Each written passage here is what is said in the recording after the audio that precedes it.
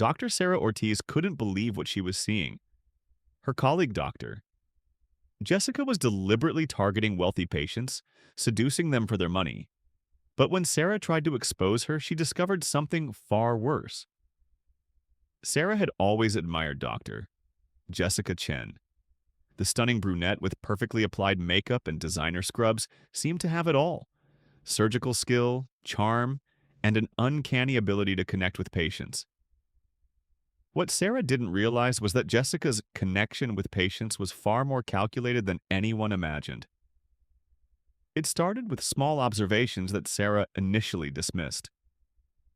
Jessica always volunteered for the VIP ward where Metropolitan General's wealthiest patients received private care. She spent unusually long periods in patient rooms, often staying after her shifts ended. Her patients seemed unusually devoted to her, sending expensive gifts and flowers even months after discharge. But it was the conversations Sarah overheard that changed everything. "Mr. Henderson is asking about marriage again," Jessica was telling her friend Dr. Lisa Park in the break room. "He's worth about 40 million, owns 3 hotels. The lung surgery went perfectly, so he should be good for at least another 10 years." Sarah's piercing blue eyes widened as she listened from behind the vending machine. "Are you going to say yes this time?" Lisa asked with a giggle. "I'm thinking about it," Jessica replied casually as if discussing what to have for lunch. "Though I should probably wait until Mr. Morrison passes away. He changed his will last month to include me, and it would be awkward timing." Sarah felt sick to her stomach as the pieces fell into place. Over the next few weeks, Sarah began paying closer attention to Jessica's patient interactions. What she observed was a masterclass in manipulation disguised as compassionate care.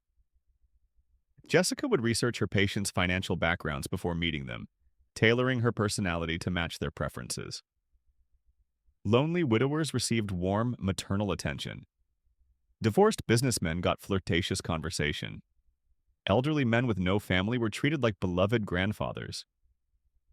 The blonde surgeon watched Jessica work her magic on 68-year-old Robert Sterling, a tech billionaire recovering from heart surgery.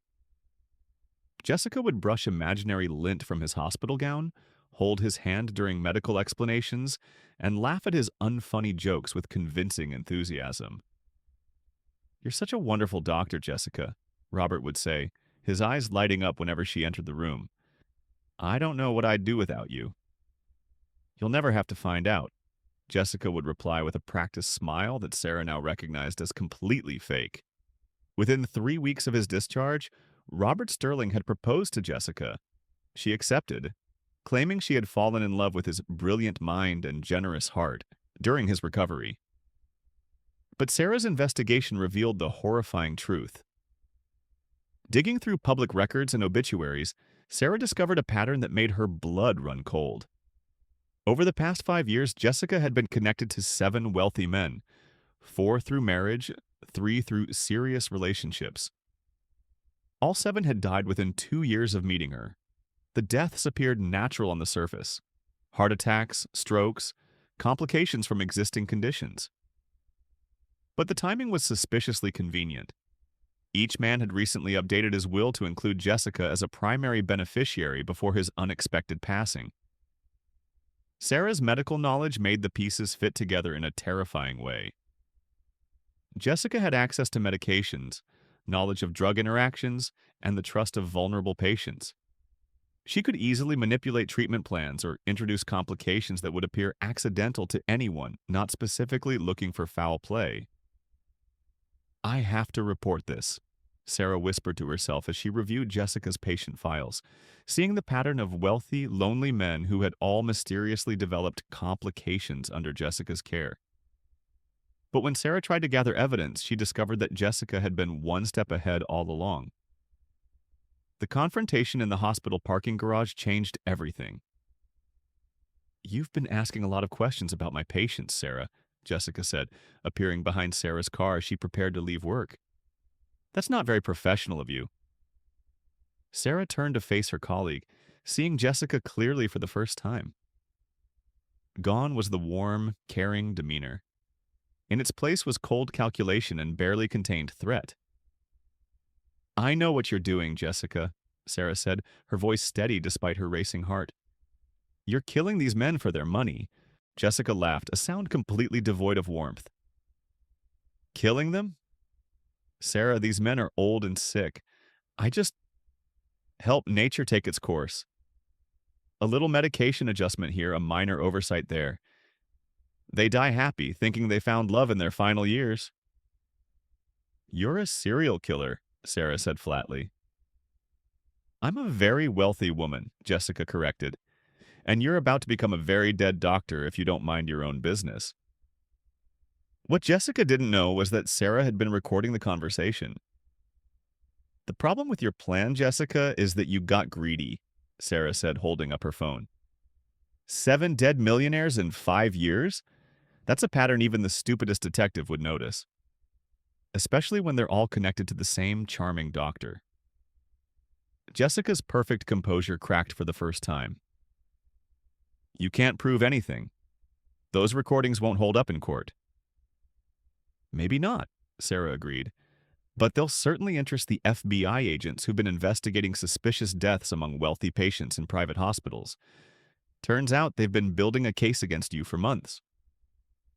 As if summoned by Sarah's words, federal agents emerged from unmarked cars positioned around the parking garage. Jessica Chen, the gold digger doctor who had manipulated vulnerable patients and murdered them for profit, was finally caught in her own web of greed and deception. The investigation that followed revealed the full scope of Jessica's crimes. 7 confirmed murders, with potentially more victims dating back to Jessica's residency. Combined inheritances and insurance payouts totaling over $50 million. A trail of lonely, wealthy men who had trusted their lives to a woman who saw them only as business opportunities. During her arrest, Jessica showed no remorse for her victims. Her only concern was the designer wardrobe and luxury cars she would lose when her assets were frozen. Dr. Sarah Ortiz, the blonde surgeon with piercing blue eyes who had always believed in the sanctity of the doctor-patient relationship, learned that sometimes the greatest threats to patients come from within the medical profession itself. Her courage in exposing Jessica's deadly scheme saved the life of Robert Sterling and countless other wealthy patients who might have become future victims of the gold digger doctor's murderous ambition. Sarah Ortiz's discovery of the gold digger doctor reminds us that evil can hide behind the most trusted faces.